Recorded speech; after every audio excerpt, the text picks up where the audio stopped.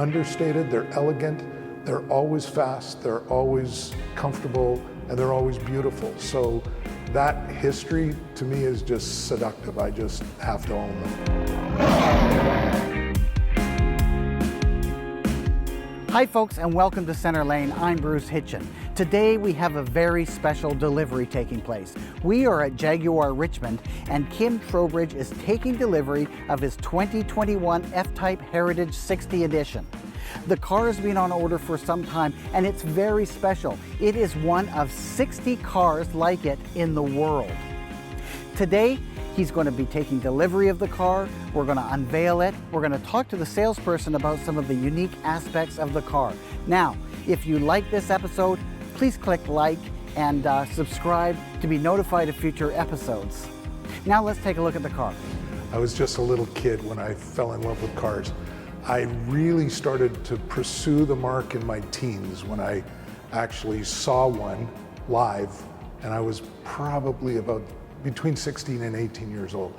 And since then, I just can't think of any other car as the most important vehicle in my world is that mark. They were beautifully designed. They looked exquisite, and they were also really fast, and they were affordable. So they were faster than Lamborghinis, Ferraris, Aston Martins of the day, and they were anywhere from a half to a third the price. So I felt it was aspirational. I felt it was a car that I could actually achieve one day. I have a 56 XK 140 SE Roadster, open two-seater. I have a 1963, it's a saloon car, it's a Mark II. I have a 67, which is over my shoulder, E-Type. It's probably my favorite. And then I have a Series 3 Roadster as well. And I have a Van den Plas, a 2006 Van den Plas, which I should be clear was my mom's car. I bought it for her for her 80th birthday. And she's passed, but I have kept the car and will always keep that car. I have the Heritage 60 now. I was lucky enough out of 60 people worldwide to achieve one of those. And it's the most modern Jaguar that I have.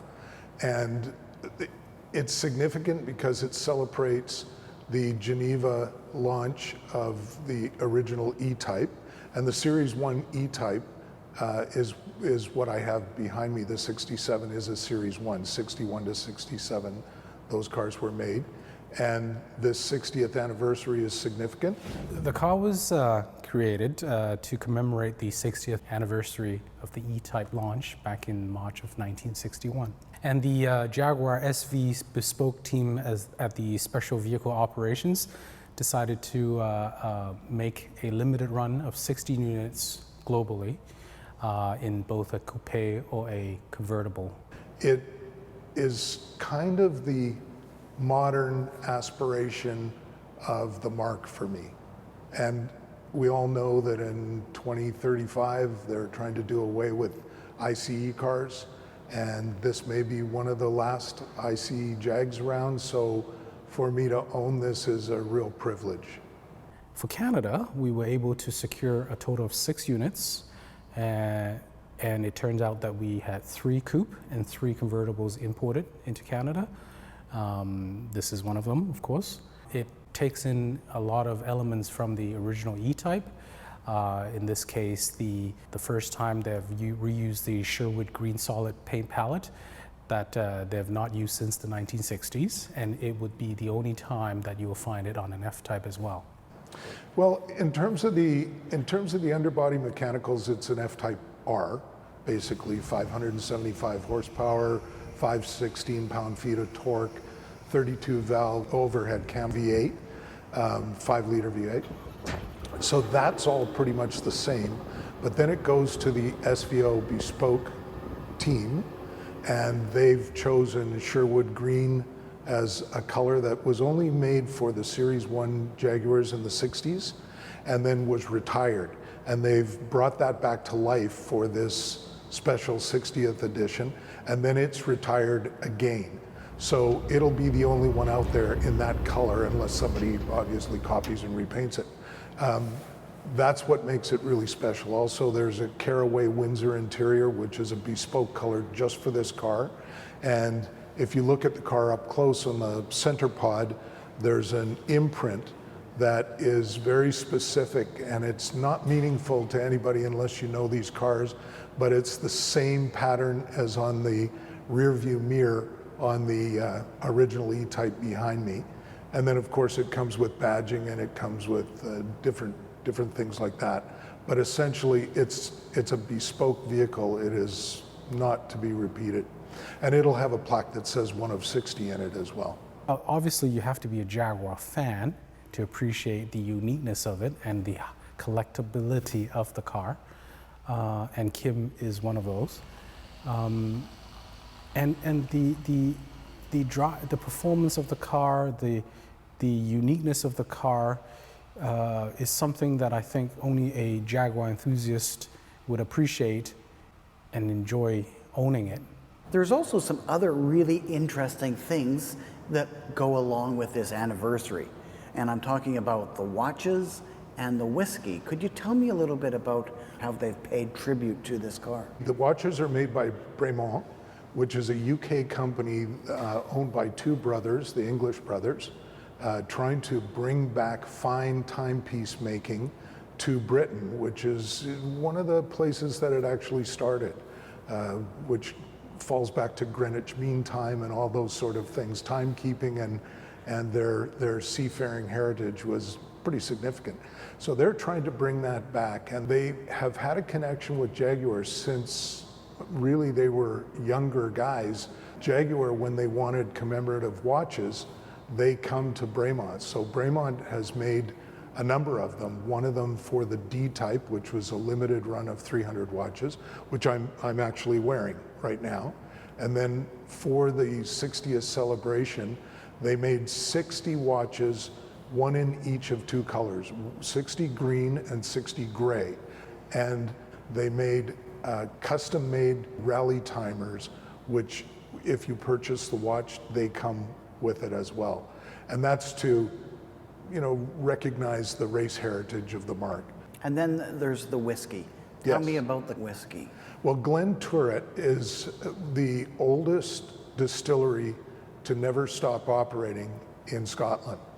And they have an affiliation with Jaguar as well, and they made a 60th anniversary commemorative whiskey. And it's kind of interesting because what they did, if you see the bottle, it has that beautiful silhouette of an E-Type on it. Each bottle is numbered. It's a specific run of 265 bottles.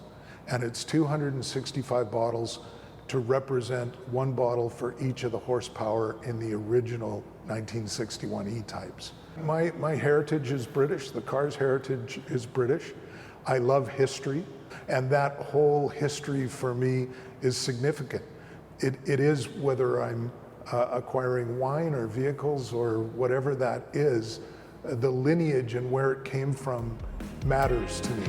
Oh wow, those are beautiful, thank you. Thank you. It is definitely a halo moment for us. Oh yeah. This is gorgeous.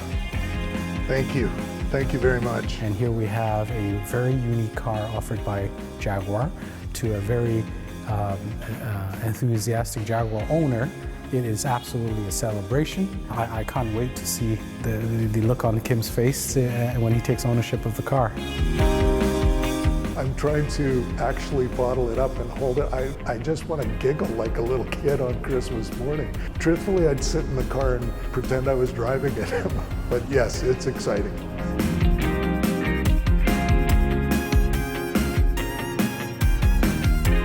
I know that this car is in the break-in period, but let's give it a little bit, as much poop as you feel comfortable giving us. Okay. Oh yes! Woohoo! Oh, and I love the back exhaust is just really nice, isn't it? Yeah. This car has a tremendous amount of horsepower for its weight, doesn't it? 575 horsepower at 6,500 RPM, I believe. And 516 pound-feet of torque. The torque of this vehicle is reminiscent of back in the day when I was driving muscle cars. In order to get torque like this, you had to be in a big block. Yeah. So my 1970 GS 455 was 455 cubic inch big block engine, and it was a torque monster for the day, 510 foot-pounds. Whereas this is probably, unnecessarily powerful. Now, I don't think that, you don't think that, car guys don't think that. How can you have too much power? Yeah, there's no such thing. In reality, a lot of these cars are starting to get much more horsepower than they truly need. It's not more than we need. Horsepower is a funny thing because, it wasn't too long ago, 300 horsepower was a tremendous amount of horsepower. I know. And then it became 400 horsepower. Well, that's, as good as That's it gone gets. the wayside. You And need it's a going 6 up, in front of and it it's now. going up. And then now we're getting cars that have 650, Yep. 700 horsepower. Yep. And so, if you want a real muscle car these days, they got 650 Yeah. horsepower or more. Yeah, sort of 500 is sort of the entry level. Right. That's now you're into a car that can be termed powerful. Yes. This car is very nicely laid out. Beautiful interior finishes in here. Very driver focused, very driver oriented. Yeah, you have this bit of a divider between the Yeah. passenger and the driver. You see them doing that in a lot of cars these days. I know. Yeah, even the C8. Yeah, The I'm C8 's interested very similar to that. in the Corvette C8 has the same kind of Yeah. idea, although they have a row of buttons along here. Yeah. But it's the same kind of idea. Same isn't it? kind of idea. It's separating the cockpit from the passenger. You just got your Porsche Spyder Yep. and took delivery of that a few days ago. How Yes. does this compare, do you think, in terms of, Porsche's always been known for the fantastic finishes on the inside of the car, but this doesn't take second fiddle to anything. No, it doesn't. It definitely is not a step down. It's competitive with it. I think you could actually argue which one's nicer, and it would come down purely to subjective taste. I believe so, yeah. That's what it would come down to. It's like saying, which of your beautiful children do you like the best? They're both beautiful, and Right. and also the Spyder belongs to my wife technically, so I like this one better. I love the nice wide screen in here. I don't know if that's a thing that in your Spyder, I think it's got sort of the regular dimension screen. Yeah, right? the one in the Spyder is a half that size. Yeah. So it's got a nice big wide screen, and then it continues over onto your dash panel with an entirely digital dash. Yeah.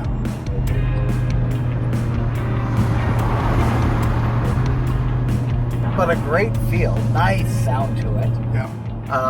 and tight, smooth power delivery. Well, and no cowl lift. It sits flat and just goes. Yeah. You don't feel the front end pick up or anything like that. And the color of this car, well, the color combination, I should say, of this car, the really muted green, kind of greenish gray color is exceptional on the outside. And I really like this beige or tan or whatever you would call it. It's kind of almost a taupey kind of a beige color. The interior color is called Caraway Windsor. I have no idea why it's called Caraway, unless that's what a caraway seed looks like. I have I've no never idea. seen one. I've never seen one, or at least not one that I recall. But whatever the name of it is, it's a perfect match with the exterior color. There's a certain elegance to it. It doesn't have that kind of boy racer kind of attitude to it. No, it doesn't at all. No, The perfect palette for a mature person. a mature. Thank you for the mature part. My wife would have said for an old guy.